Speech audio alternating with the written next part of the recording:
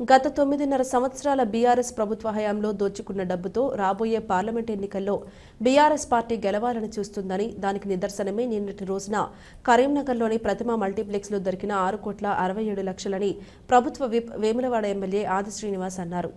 శనివారం వేములవాడలో వారి నివాసంలో ప్రెస్ మీట్ నిర్వహించి వారు మాట్లాడుతూ కరీంనగర్ ప్రతిమ మల్టీప్లెక్స్లో దొరికిన 6,67,00,000 డబ్బు ఎవరివని ప్రశ్నించారు. ఎన్నికల షెడ్యూల్ రాకముందే విచ్చలవిడిగా డబ్బుల పంపిణీ చేసేందుకు బీఆర్ఎస్ నేతలు ప్లాన్ చేస్తున్నారని ఆరోపించారు. కరీంనగర్లో ఆర్టీసీ స్థలాన్ని లీజుకు తీసుకుని ప్రతిమ మల్టీప్లెక్స్ కట్టారని అవి ఎవరివో అందరికీ తెలుసన్నారు. మల్టీప్లెక్స్లోని సెల్లార్లో ఆయిల్ కట్టన్ డబ్బాల్లో డబ్బులను ప్యాక్ చేశారని, కాళేశ్వరంలో దోచుకున్న డబ్బుతో గెలవాలని చూస్తున్నారని, కాళేశ్వరం ప్రాజెక్టును మా కామధేనుగా మార్చుకున్నారని మండిపడ్డారు. డబ్బులను పంపిణీ చేసి గెలవాలని చెప్పని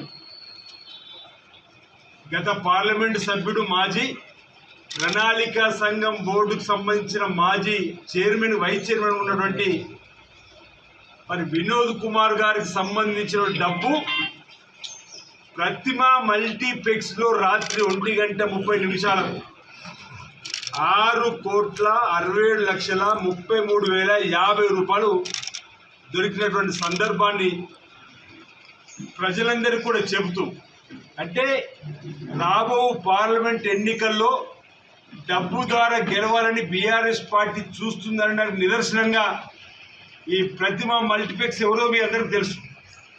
ఆర్టీసీ స్థలంలో లీజుకు తీసుకొని ప్రతిమ మల్టీప్లెక్స్ కానీ హోటల్ కానీ ఈరోజు లోకల్ కూడైకొస్తుంది. ప్రతిమ ఎవరి చేతిలో ఉంది? ప్రతిమ కాలేజ్, మెడికల్ కాలేజ్ ఎవరి చేతిలో ఉంది? ఆ డబ్బు రేపు ఎన్నికల్లో ఎవరి కోసం ఖర్చు పెట్టడానికి కోసం డబ్బు ద్వారా తీసుకొచ్చి పెట్టారనేది ఈరోజు మేము సూటిగా అడుగుతా ఉన్నాం. ప్రజలకు మీరు సమానం చెప్పని కోరుతున్నాం. బామర్దులు కేటీఆర్ అని చేయమంటున్నది కాంగ్రెస్ బీజేపీతోనే మమ్మల్ని అరెస్ట్ చేసినామని. అసలు కవితను అరెస్ట్ చేయమని చెప్పి లిక్కర్లో ఒక బుద్ధ అయితే అరెస్ట్ చేయమని చెప్పి అన్నది మేమే కదా. మా పీసీ రేవంత్ రెడ్డి అనలేదా? కవితని అంతేందుకు ముఖ్యమంత్రి గారి పైన కూడా విచారణ జరపడం మేము లేఖించినాం. కాళేశ్వరంలో జరిగినటువంటి అవినీతి అక్రమాల పైన విచారణ జరపడం లెటర్ ఇచ్చినాం. అలాంటి మేము అసలు ఈ దేశంలో బీజేపీ వ్యతిరేకంగా పోరాటం చేస్తుంది ఎవరంటే 10 సంవత్సరాల బాబునడినే చెప్తారు కాంగ్రెస్ పార్టీ పోరాటం చేస్తుంది. మీలాగా మిలకత కాదు. బీజేపీ విధానాలు ఒకప్పుడు మతం పేరిట ముందుకు పోతుంది, ఒకప్పుడు ప్రాంతాల పేరిట ముందుకు పోతుంది. కాబట్టి ఆ పార్టీని ఈ లౌకిక దేశంలో రానివద్దని చెప్పి మేము అంటున్నాం. నరేంద్ర మోడీ గారి పేరు ఇప్పుడు గెలవాలనుకుంటున్నారు. నేను అనేక సందర్భాలు ఇప్పుడు చెప్తున్నా, నరేంద్ర మోడీ గారిని వాళ్ళు మెడిసిన్ లాగా అభివృద్ధిస్తున్నారు. ఆ మెడిసిన్ కూడా కాలపరిమితి ఉంటుంది. ఆ మెడిసిన్ కాలపరిమితి అయిపోయింది ఉంటున్నారు. నరేంద్ర మోడీ అనే పేరు గల మెడిసిన్కు కాలపరిమితి అయిపోయింది. ఇప్పుడు రాబో ఎన్నికల్లో ప్రజలు కూడా ఆలోచిస్తారు. నియంతృత్వ పరిపాలనలు ప్రశ్నించే గొంతుకు అరెస్ట్ చేసినటువంటి వారిని ఈ లోక్సభ ఎన్నికలు కూడా పక్కన పెడతారని చెప్పి అనుకుంటున్నా. 140 మంది ఎంపీలు ఒకేసారి బహిష్కరించారు.